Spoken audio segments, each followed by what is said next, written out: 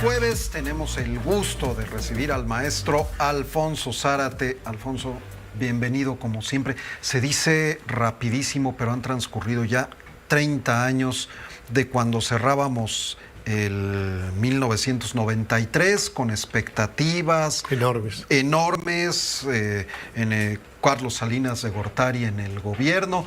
Yo iniciaba en los medios de comunicación, me tocó La Guardia en las primeras horas del 94 y pensábamos que era un día por demás tranquilo cuando de repente se habla de un levantamiento indígena en Chiapas y de ahí para adelante un año terrible, 1994, 30 años ya. Sí, Oscar, yo creo que precisamente en esos días de diciembre de hace 30 años, el ambiente era de fiesta. Es decir, estaba cerrando su gobierno, Carlos Salinas de Gortari, y lo estaba cerrando a tambor batiente. Un ideólogo importante del sector empresarial, que fue Juan Sánchez Navarro, decía que Salinas había sido el mejor presidente de México solo después de Porfirio Díaz. Pero sabemos también que al inicio del gobierno de Salinas estuvo caracterizado por el fraude electoral, es decir, que su gobierno empieza con la sombra del fraude electoral al ingeniero Cuauhtémoc Cárdenas en las famosas elecciones de 1988, donde, por cierto, el presidente de la Comisión Federal Electoral, que entonces controlaba el gobierno, era el licenciado Manuel Bartlett Díaz. Entonces, Salinas llega a la presidencia con ese peso de ilegitimidad, de la trampa electoral, pero en muy pocos días, para el 10 de enero, empieza su verdadera toma de posesión. ¿Cómo va a hacer esto? A través del quinazo. Es decir, le ordena al ejército la detención de toda la plana mayor del sindicato petrolero, un poderosísimo sindicato, incluyendo a la Quina, el líder moral de los petroleros, los encarcelan a todos. El sindicato petrolero tenía un enorme desprestigio por sus abusos, pero no concluye ahí Salinas de Gortari. Después obliga a la renuncia del profesor Carlos Jongitud Barrios, presidente vitalicio de la vanguardia revolucionaria del magisterio.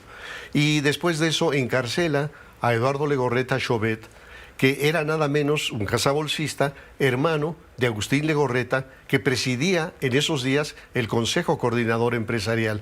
Y para coronar estos golpes espectaculares, detienen a Miguel Ángel Félix Gallardo, en aquel tiempo el líder más importante del crimen organizado en México. Entonces, una vez que Salinas da todos estos golpes espectaculares, logra mostrar clarísimamente dónde estaba el mando, quién tenía el poder en el país. Y con esa fuerza y con esa legitimidad, no de origen, sino por ejercicio público, empieza una serie de transformaciones muy importantes. Los constitucionalistas dicen que una constitución se define por ciertos principios políticos fundamentales. Es decir, que la Constitución de 1917 que nos rige podría ser nada más una puesta al día de la vieja Constitución de 1857. Pero decimos que es una nueva Constitución porque tocó el tema de educación, el tema del campo, el tema de las expropiaciones, es decir, principios políticos fundamentales. Bueno, Salinas tocó todos esos. Tocó el tercero, educación, tocó el 130 de las relaciones del Estado con las iglesias, el 27 el campo, el 82 los requisitos para ser presidente de la República, es decir, una transformación muy importante. Y no se quedó en eso, sino que con él alcanza su clímax el neoliberalismo. Entonces es un proceso de privatización de empresas desde las grandes corporaciones, la joya de la corona, Teléfonos de México, pero también la cadena de hoteles El Presidente, pero también los bancos. Entonces es un proceso de remate de los bienes públicos que le genera también una relación de, digamos, de complicidad con los grandes intereses económicos que se benefician por todo esto. Y quizá la aportación más importante hasta la fecha va a ser suscribir el Tratado de Libre Comercio para América del Norte. Entonces, logra ese acuerdo que parecía mandar un mensaje al mundo de que México dejaba de ser un país subdesarrollado o latinoamericano para empezar a ser un socio de las otras dos grandes potencias, Estados Unidos y Canadá. Entonces, ese es el ambiente que se vive hace 30 años en estos días. Y de repente, el 1 de enero, de 1994, el día en que entraba en vigor el TLC, justamente, irrumpe el ejército zapatista, una rebelión indígena conducida por un mestizo, el subcomandante Marcos, Sebastián Guillén Vicente, y esa rebelión lo que le dice al gobierno, lo que le dice a Salinas, pero lo que le dice al mundo es: no es cierto que México sea un país ingresando a la modernidad. Ha tenido abandonadas a las comunidades indígenas en la pobreza, en la insalubridad, en el autoritarismo, y entonces esto le representa un golpe fortísimo al gobierno de Salinas de Gortari. Y es también 94, un año de elecciones presidenciales. Así es. Entonces, en este ambiente, el PRI postula a Luis Donaldo Colosio, y hay que decirle a los jóvenes que apenas hace 30 años las elecciones no contaban, que el único elector era el presidente de la República, y que el hombre al que el presidente señalara como su sucesor invariablemente iba a ganar la elección presidencial. Era el próximo presidente. Mucho se ha mencionado en estos días con el asunto de Mario Aburto, que a final de cuentas era todavía candidato, no era un funcionario, pero también se menciona pues que estábamos hablando del próximo presidente. No Así había es, más. sin lugar a dudas.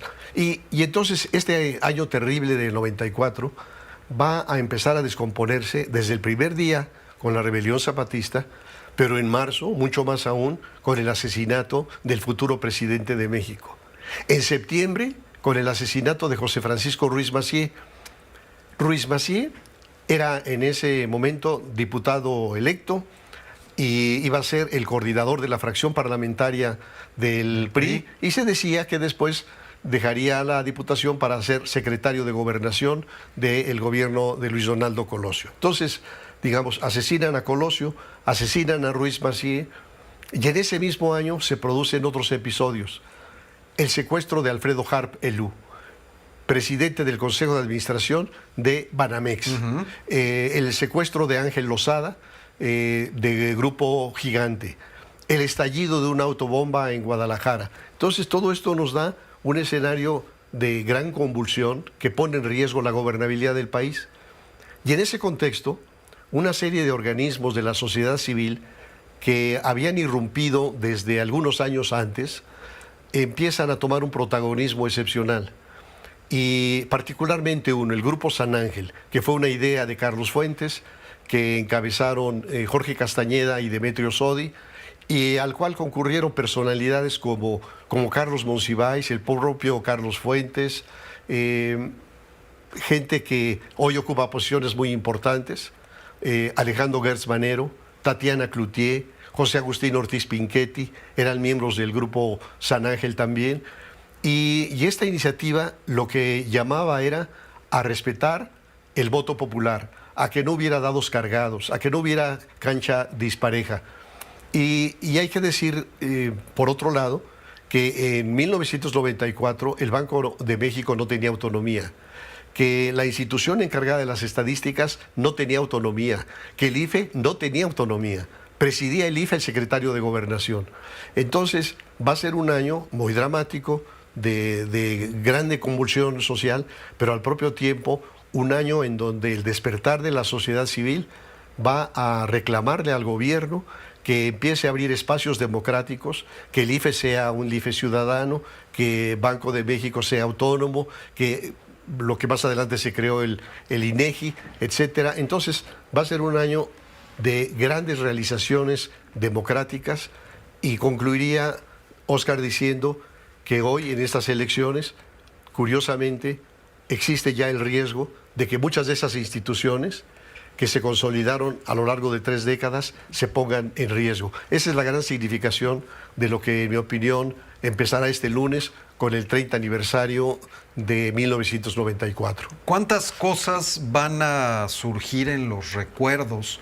El levantamiento zapatista, aquellas frases contundentes del subcomandante Marcos: se muere más rápido de un balazo que morirse de hambre, todo lo que ocurrió con este movimiento, cuando se nombró a Luis Donaldo Colosio candidato y comenzaban los rumores de que él no iba a llegar a la presidencia, y muchos se hablaba de que podía ser por el estado de salud de Diana Laura Rioja, su esposa, y a final de cuentas, pues asesinado en Lomas Taurinas. El conflicto con Manuel Camacho Exacto. Solís, que después terminó como comisionado para la paz. Y ahí estaba en Marcelo Chiapas. Ebrard como Claro. brazo derecho de Manuel Camacho. Claro, claro, era exactamente su mano derecha, inseparables. Y bueno, cuántas cosas no van a surgir en los próximos meses con motivo de este 30 aniversario. Ya los iremos recordando. Qué gran colaboración, como siempre, maestro. Muchas gracias, Oscar. Un gusto enorme. Un gusto enorme. Y felicidades. Feliz año. Gracias por este año de colaboraciones y feliz 2024.